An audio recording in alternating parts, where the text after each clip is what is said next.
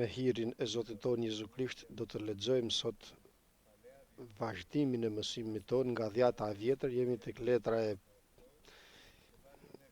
Jemi tek Samueli 1, Samueli I parë,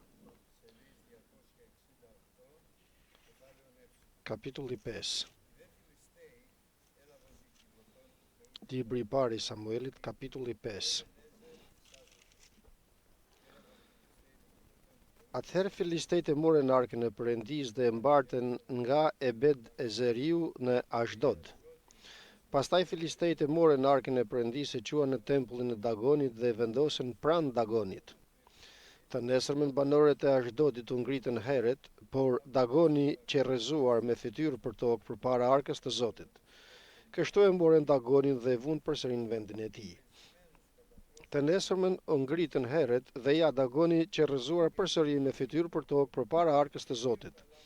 Kurse koka e Dagonit dhe të dy pëllëmbët e duarve të tij u gjetën të prera mbi prag, nga Dagoni kishte mbetur vetëm trungu.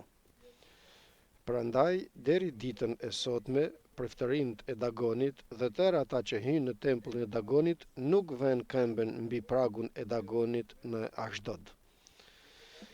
Pastaj dora e Zotit I rëndoi banorët e Ashdodit dhe I shkretoi, I goditi me hemoroide Ashdodin dhe territorin e tij.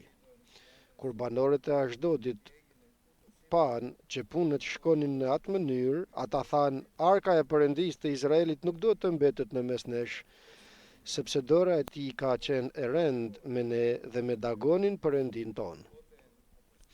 Kështu ata mblodhen pranë tyre tërë princat e filistejve dhe thanë: Çfarë duhet të bëjmë me arkën e Perëndisë të Izraelit? Princat u përgjigjen: Të mbartet arka e Perëndisë të Izraelit në Gath. Kështu arka e Perëndisë të Izraelit u mbart aty. Por mbas transmetimit të saj, dora e Zotit u kthye kundër atij qyteti duke I shkatërruar një lëmëri të madhe, dhe Zoti I goditi njerëzit e qytetit të mëdhenj e të vegjël me një epidemi hemoroidësh. Atëherë arkën e Perëndisë dërguan në Ekron. Por sapo arka e Perëndisë arriti në Ekron, banorët e Ekronit protestuan, duke thënë: Kanë sjell arkën e Perëndisë të Izraelit te ne që të vdesim ne dhe populli ynë. Kështu mblodhen tërë princat e filistejve dhe u thanë: Largojeni arkën e Perëndisë të Izraelit. Ajo të kthehet në vendin e saj që të mos shkaktoj vdekjen tonë dhe të popullit tonë. Në fakt ishte përhapur një lëmëri vdekjeprurse në të gjithë qytetin, sepse dora e Perëndisë rëndonte shumë mbi te. Ata që nuk vdisnin prekeshin nga hemoroidet dhe britmat e qytetit ngjiteshin deri në qiell. Arka kthehet në Izrael. Kapitulli 6. Arka e Zotit mbeti 7 muaj në vendin e filistejve. Pastaj filistejt mblodhen priftërinjtë dhe shortarët dhe thanë: Ç'do të bëjmë me arkën e Zotit? Na tregoj mënyrën që duhet të përdorim për ta kthyer përsëri në vendin e saj.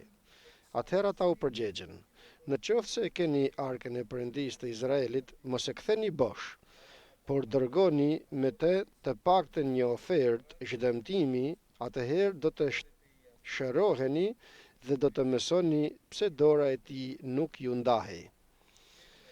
Ata pyeten: Çfarë oferte zhdëmtimi do t'i dërgojmë nevet?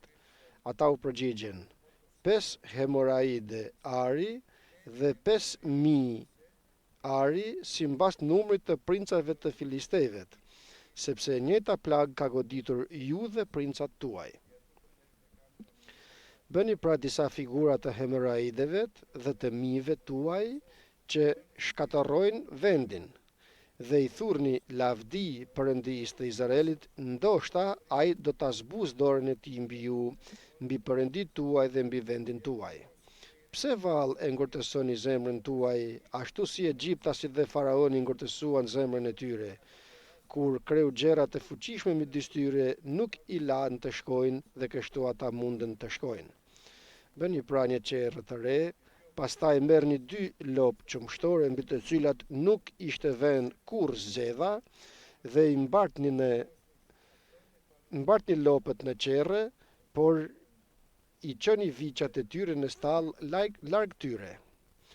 Pastaj merrni arkën e Zotit dhe vendoseni mbi qerre dhe punimet prej ari që i çoni Zotit si ofertë zhdemtimi i vinin në një shport pranë saj. Dhe rrini e shikoni në rast se ngjitet nëpër rrugën që të çon në territorin e tij të Beth Shemeshit, është Zoti që na ka bërë këtë të keqe të madhe.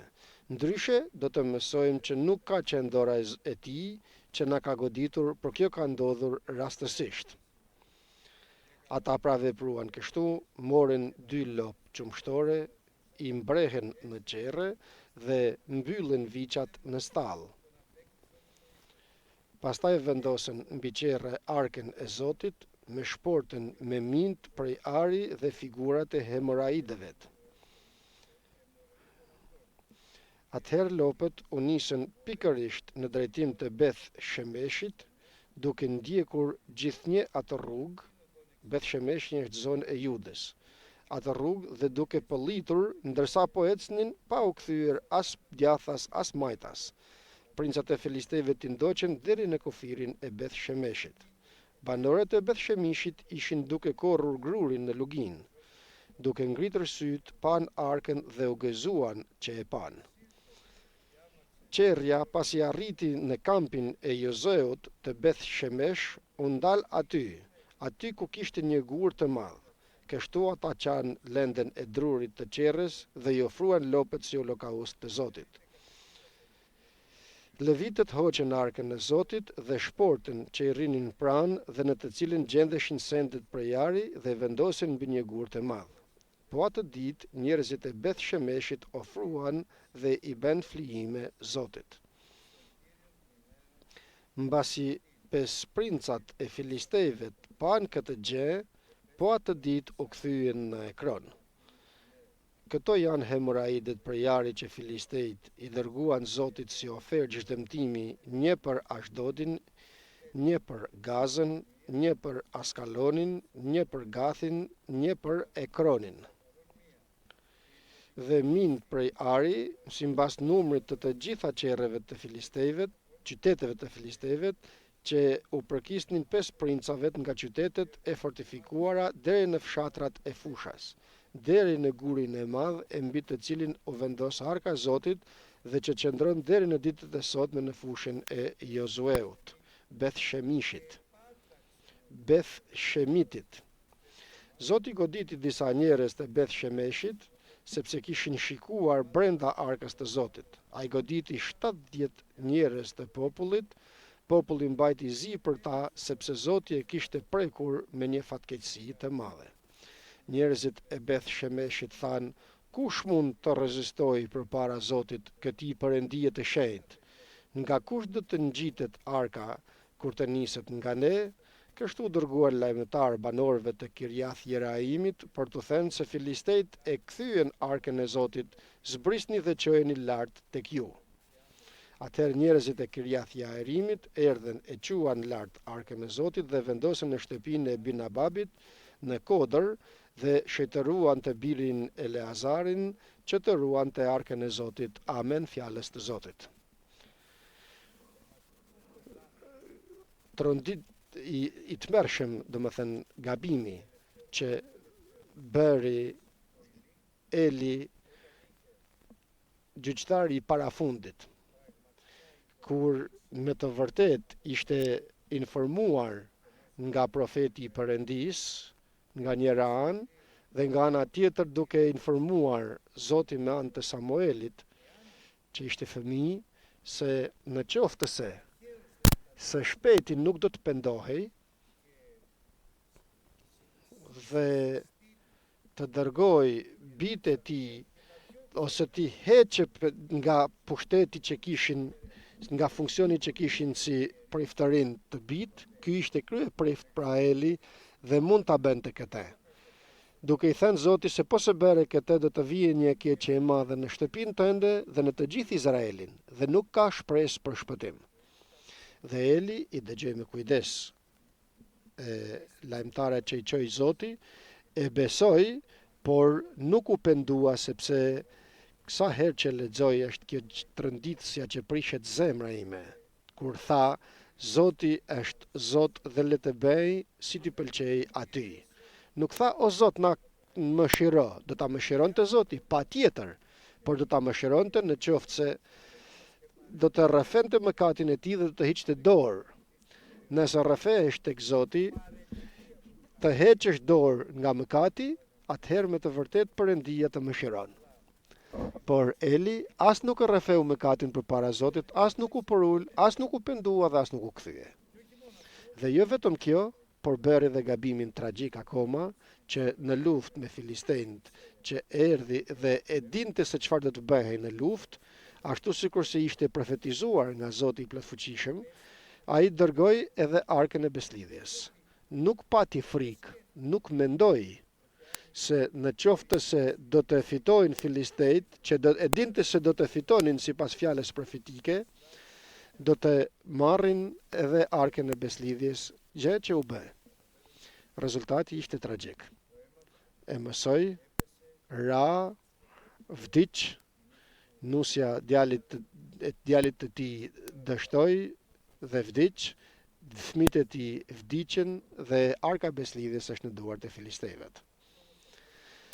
Tani këtu gjërat vazhdojnë të bëhen akoma më serioze, ashtu sikur se gabimin e Elit, këtë gabim tragjik, pyetja është se kush do ta ndreqë këtë gabim. Dhe duhet të ndreqet ky gabim sepse vazhdimi i Elit do të jetë Samueli, një burr me të vërtet shërbëtor i Perëndisë, të cilin e zgjoi Perëndia dhe e zgjodhi për shumë arsye, dhe njëra arsyeja më serioze ishte që të vajoste nëpërmjet frymës të shenjtë mbret Davidin, nga Davidi, pra biri i Davidit do të ishte Jezu Krishti, Zoti jon. Le që Samueli këtë nuk e dinte se çfarë do të ndodhte.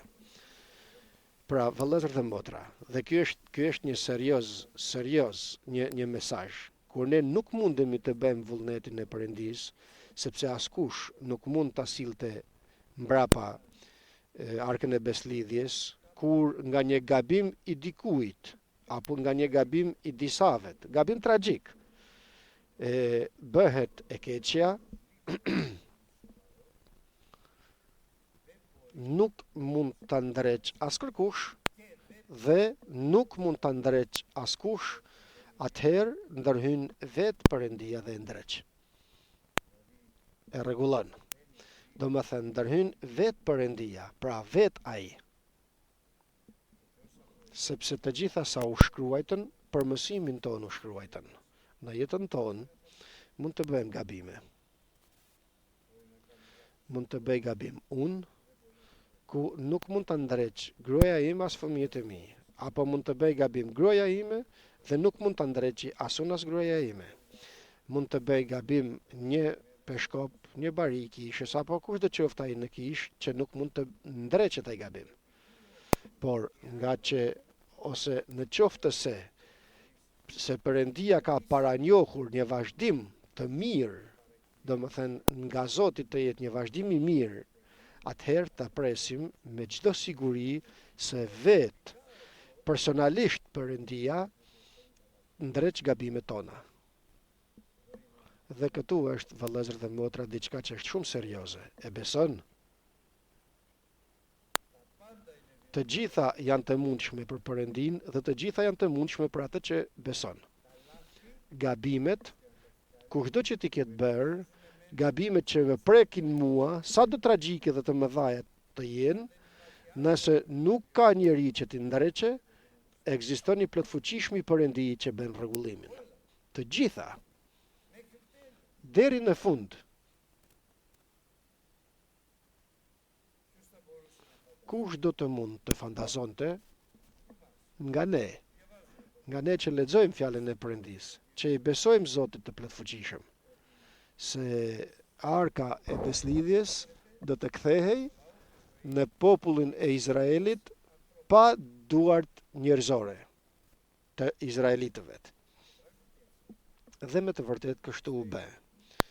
filistejt e morën arkën e beslidhjes të Zotit të plotfuqishmit, që e dinin se është me të vërtet arka e beslidhjes të Zotit të plotfuqishëm, dhe e vun në Azot, në tempullin e perëndive të tyre të Dagonit, se thonin se ishte babai i Balit ky Dagoni, ku më vonë mashtroi edhe izraelitët kjo. Le të mos flasim për këtë. Pranë e bustit të Dagonit vun arkën e beslidhjes. Dhe në mëngjes të ditës tjetër, kur vajtën të adhurojnë Zotin e tyre, e pan Dagonin të rënë poshtë dhe arka e beslidhjes në vendin ku ishte. Nuk kuptuan gjë, por kishte vazhduar këtu vepra e madhe e Perëndis kundër tyret, ku askush nuk mund ta ndalonte. E drejtojnë bustin e Dagonit, e vënë në vendin e tij, shkojnë në mëngjesin e ditës tjetër për ta adhuruar dhe e pan përsëri bustin të rënë me kokën të prerë dhe duart të ndara nga trupi. Dhe kuptuan. Të parën herë nuk kuptuan gjë. Të herën e dytë e kuptuan se këtu është dora e Zotit. Dhe vazhduan të mendojnë se çfarë mund të bënin.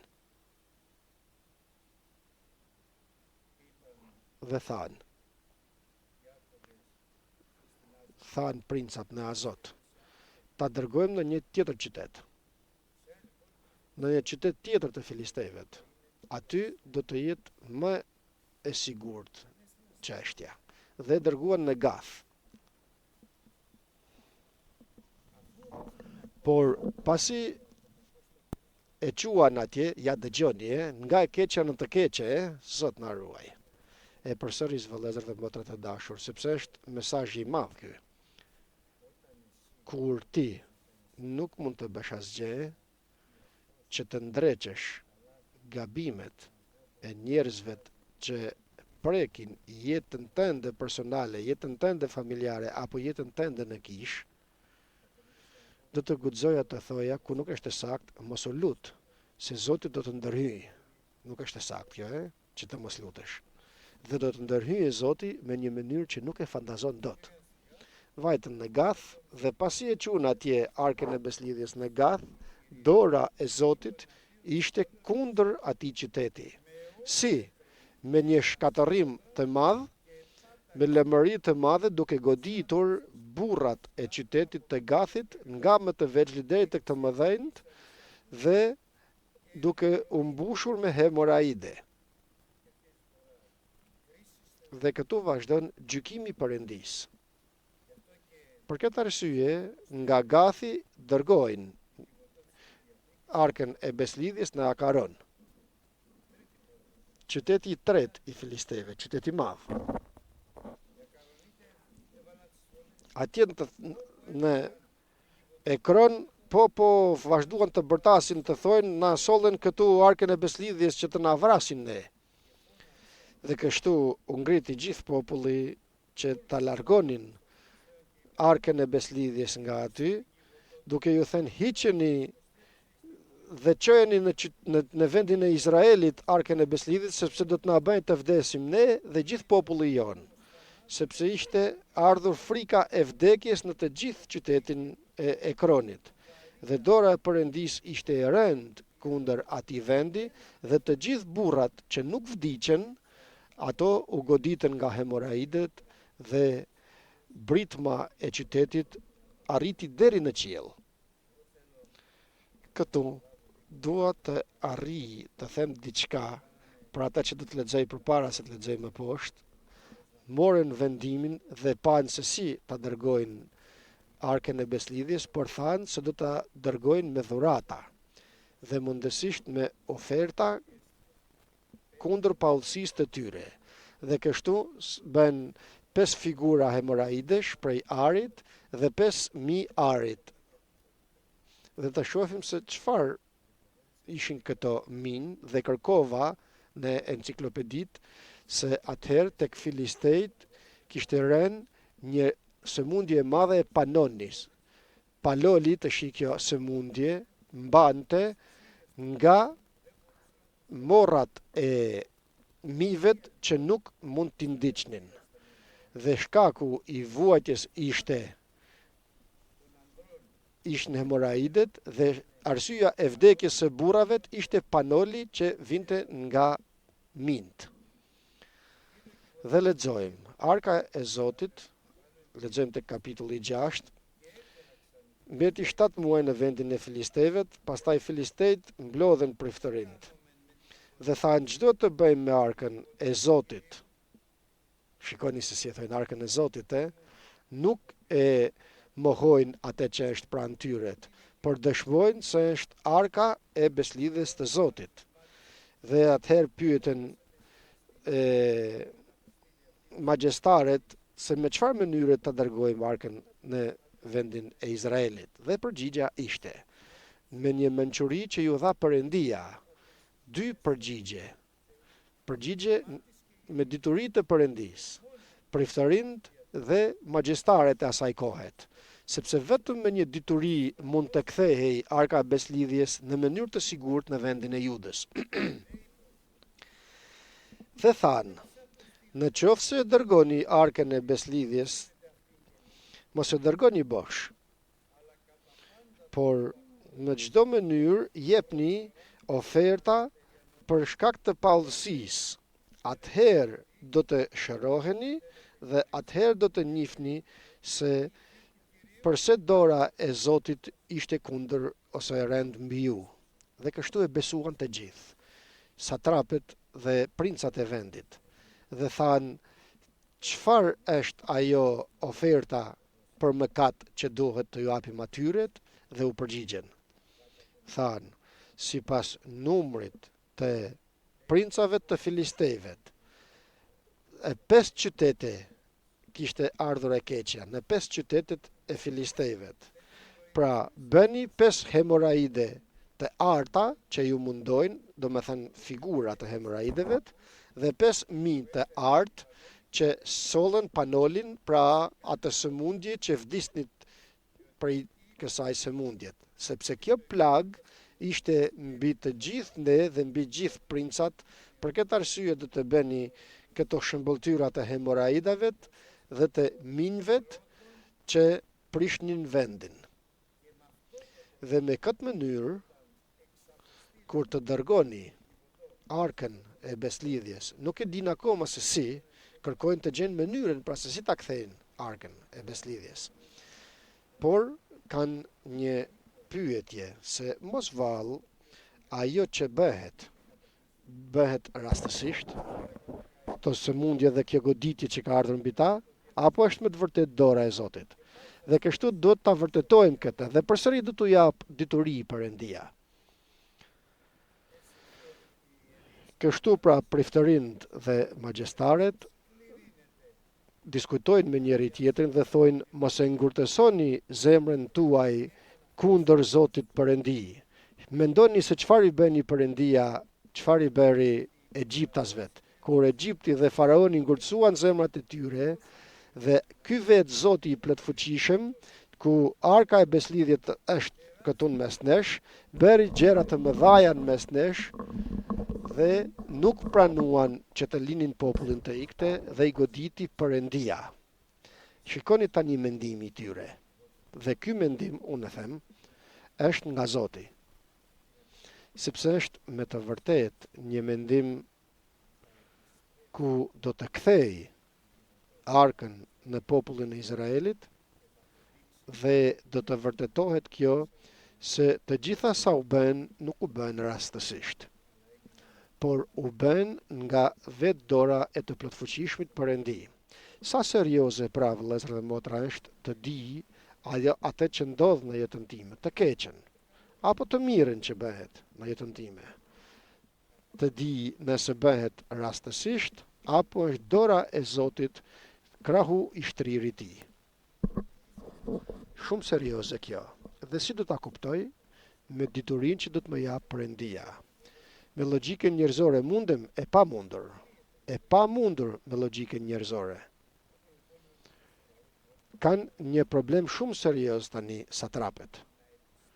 Të kthejnë Arkën e beslidhjes me me siguri të plot se çfarëdo që ka ndodhur është dora e Zotit. Nuk është pra diçka e rastësishme të gjitha ato sëmundje që u ranë. Dhe çfarë bën tani? Shikoni se çfarë menduan.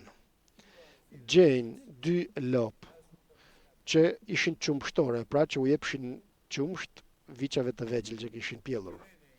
Dhe thojnë priftërind dhe magjestaret, lidhin në një zgjedh këto 2 lopë, kurse viçat që kanë sillnin mbrapa në stallat. Dhe kur nga vetë instikti lopët që u japin gjinj viçave të tyre nuk i braktisin. Ma a është e mundur që gruaja të braktis foshnjën e saj? Dhe Perëndia thot, nuk është e mundur. Por edhe në qoftë se ndonjë nga këto do ta braktisë fëmijën e saj, foshnjën e saj, unë s'kam për ta braktisur kurrë. E mrekullueshme është kjo.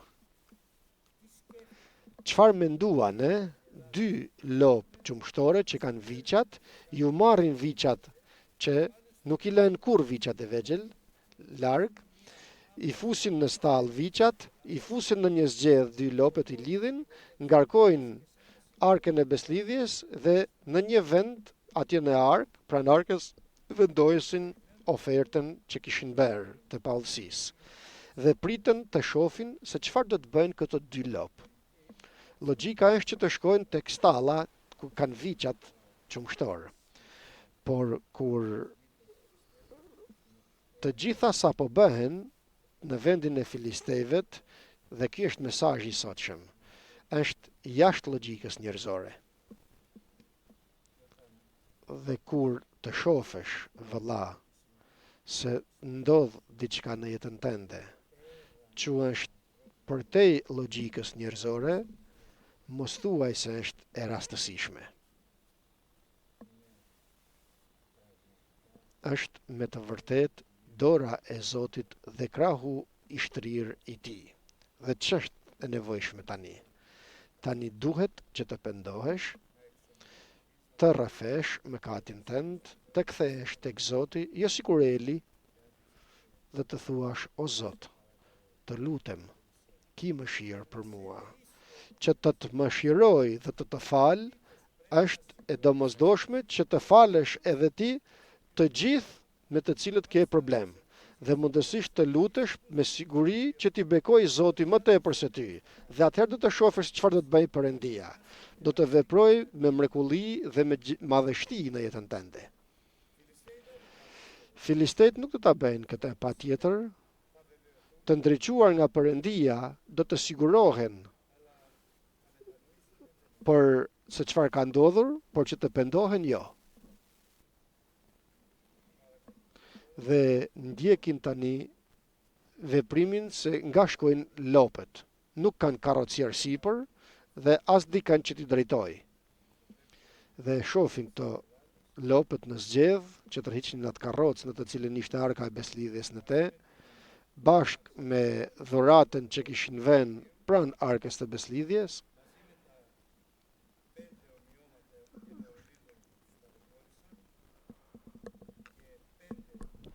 Me 5 hemoraidat prej ari dhe 5 viç e min prej ari, që ishin pra ofertë për mëkatin e tyre, dhe shikonin se ku do të shkonin. Qyteti më i afërt i judejvet ishte Beth Shemeshi. Një qytet i lirë, nuk ishte qytet i mposhtur nga filistejnët, dhe pan me një surprizë të madhe lopët qumshtore të ecnin në një udhë të drejtë, pa u kthyer majtas as djathas,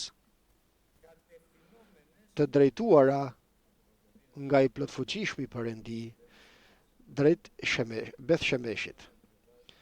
Kur lexoja këtë dhe lutesha natën, Zoti më kujtoi, Zoti besoj se më kujtoi, se si anija në të cilën ishte pali, që shkonte për në Rom, 14 ditë dhe net ishte në mëshirë të fatit, në kushte tragjike, e pa drejtuar nga njerëzit, por e drejtuar plotësisht nga Perëndia. Ma bëhen këto. Vëllezër dhe motra të dashur, bëhen edhe në jetën tënde. Bëhen.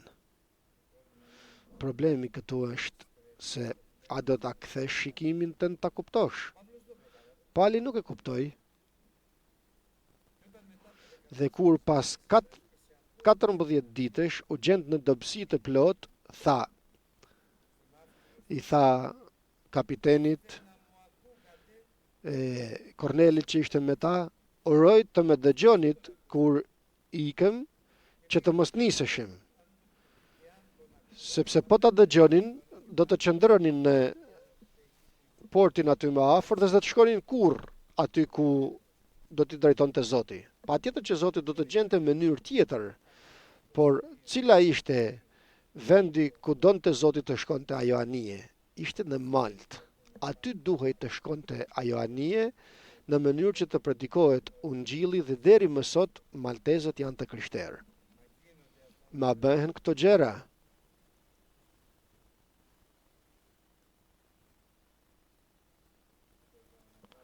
Dhe përsëris. Bëhen në dhjatën e vjetër, bëhen më tepër në dhjatën e re, por bëhen akoma më tepër në jetën tënde personale me një kusht. Se do ta besosh dhe do të kërkosh dituri dhe mençuri nga Zoti që të bësh ato që ai don. Ndryshe s'do të bëhet asgjë. Si do të shkonte arka e beslidhjes në Beth Shemesh me diturinë dhe mençurinë që Perëndia ju dha priftarinëve dhe magjistarëve të filistejvet që ta vënë arkën e beslidhjes në një karrocë me 2 lopë qumshtore që ta tërheqin, pasi kishin mbajtur viçat e tyre. Ky ishte i gjithë sekreti. Nëse don të shohësh dorën e Perëndis, vëlla dhe motër, dorën të plotfuqishme, që të zgjidh çdo problem, çdo vështirësi që nuk është e mundur të zgjidhet, shko tek Perëndia të të ndriçojë mendjen se çfarë duhet të bësh dhe se si duhet të sillesh. Lutem thot që Perëndia t'ju jap dituri, frym dituriet dhe mençuriet, që të keni njohurinë e të plotfuqishmit Perëndi. Atëherë pra lutemi edhe ne që Perëndia të na dhurojë dhe nëse jo të vazhdojmë të lutemi. O Zot, o Perëndia i madh, më dhuro në familjen time, dhuro në kishën tonë, frym dituriet dhe mençuriet për të njohur Zotin e plotfuqishëm, që të na zbuloj me njohuri të plot i plotfuqishmi Perëndin duke na frymëzuar. Përse? Sepse njeriu ka frym, por frymëzimi të plotfuqishmit e ndriçon atë. Mos më thuaj se nuk ishte frymëzim i Perëndis te këto njerëz që të marrin 2 lopë, t'i lidhin në një karrocë dhe t'i lënë të lira të ikin. Ma mund ta mendoje ndonjëherë ti këtë? Kur se kisha menduar. Do të mundoja të gjeja mënyrën se si ta çoja mbrapsht. Por nuk është kjo pika kritike. Pika kritike është që ta lë Perëndin të shkoj t'i çojë gjërat ai aty ku duhet. Pali çfarë tha? Qëndroni këtu të mos ikum nga ky port. Dhe pas 14 ditësh, kur kishte ardhur në një pikë të fundit, tha, uroj të më dëgjonit dhe të mos kishim ikur nga Kreta. Por vazhdon dhe thot, dhe tani ju them se erdhi engjëll i Zotit dhe më tha, mos ki frikë. Askush prej jush s'do të pësojë asgjë. Sepse duhet të shkojmë në Malt. Ma 14 ditë. Dhe më kujtohet kur e lexoja atëherë, shikoja hartën dhe shikoja Kretën dhe Maltën. një pikë në mes të detit, në detin Mesdhe, dhe Kreta shumë larg. 14 ditë dhe net drejtohej ajo anije nga Zoti i plotfuqishëm.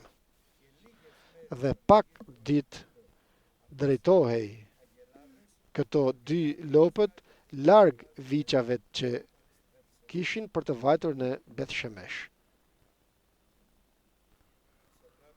Satrapët e filistejvet ose princat e filistejvet pan, sikur po e ndiqnin arkën, karrocën pra, dhe thanë me të vërtet kjo nuk ishte e rastësishme. Zoti i plotfuqishëm i bëri të gjitha sa bëri deri më tani, dhe Zoti i plotfuqishëm do të vazhdojë të bëjë mrekulli dhe gjëra të mëdha nga tani deri në fund. Arriti arka beslidhjes në Beth Shemesh. Burrat e atij vendi po kornin grurin, ishte në muajin e qershorit, ngritën syt dhe pan arkën e beslidhjes të vinte me një karrocë pa patur drejtues karroca, dhe u gëzuan jashtë maset, dhe karroca vetvetiu shkoi dhe u ndalu tek arka e Jozeut Beth Shemithit, tek ky gur ndaloi. Dhe kush është guri i madh për ne?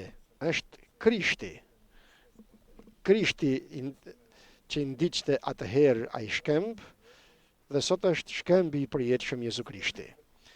Tek guri u ndalua dhe zbritën pra levitët, nuk vajtën Bethshemitësit, por levitët ulën arkën e beslidhjes bashkë me atë që kishte ofertën me gjërat prejari, dhe i vunë mbi gurin e madh, ofruan holokaustet, ashtu sikur si i flijuan tek Zoti dy lopët qumshtore, dhe 5 princat pan se çfarë u bë dhe u kthyen në Ekron të njëjtën ditë. Pra kuptuan. Por si ta them këtë? Ajo që ka rëndësi është ne do të kuptojmë kur Zoti të veprojë me gjëra madhështore, e kuptojmë? O Zot na ndihmo. Sepse nëse nuk kuptojmë, nuk mund t'i japim lavdin Perëndis, nuk mund të kemi mirënjohjen ndaj Zotit.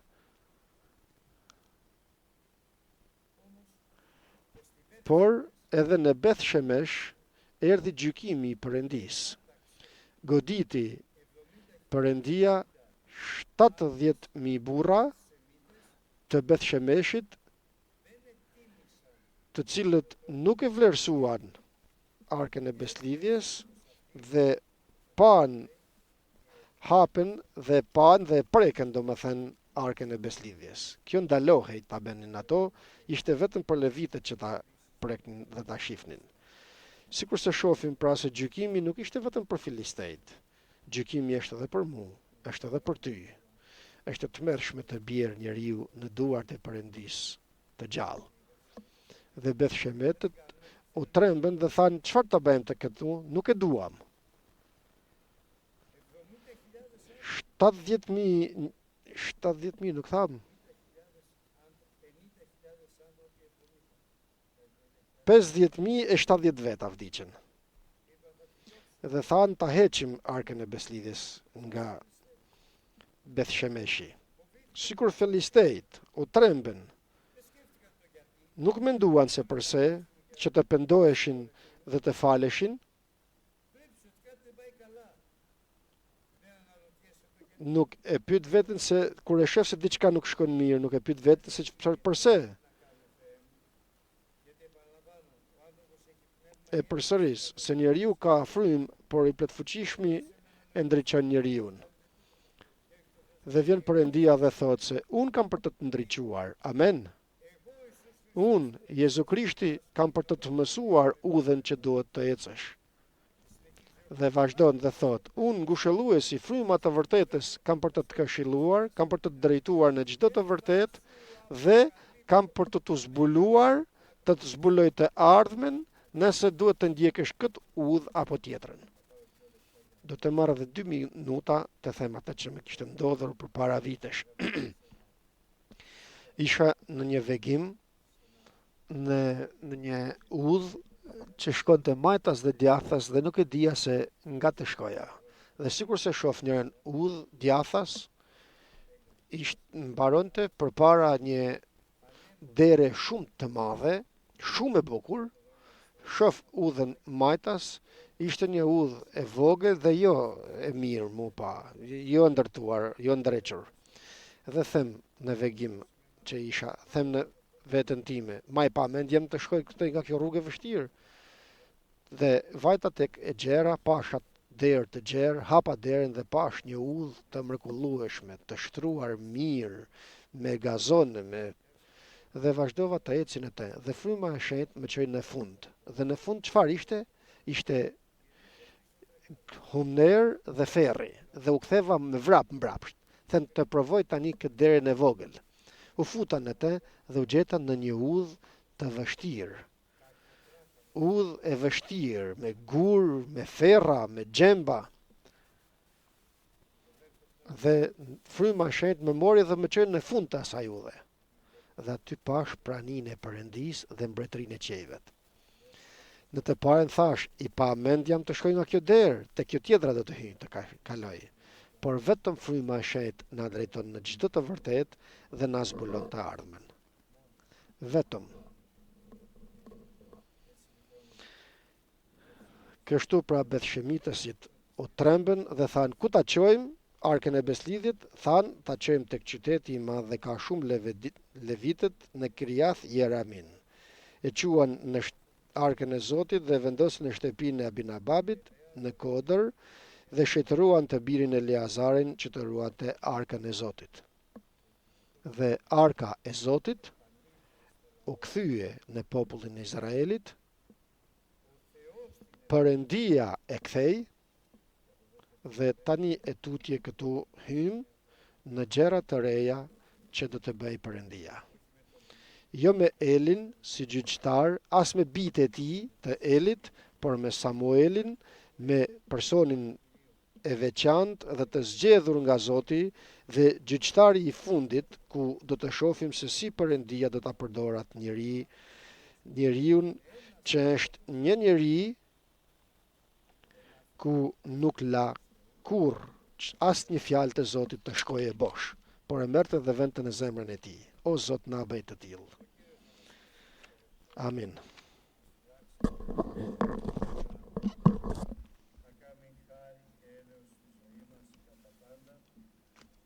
Αλλά εκείνο το οποίο θέλω να πω μια φορά ακόμη είναι να μας δώσει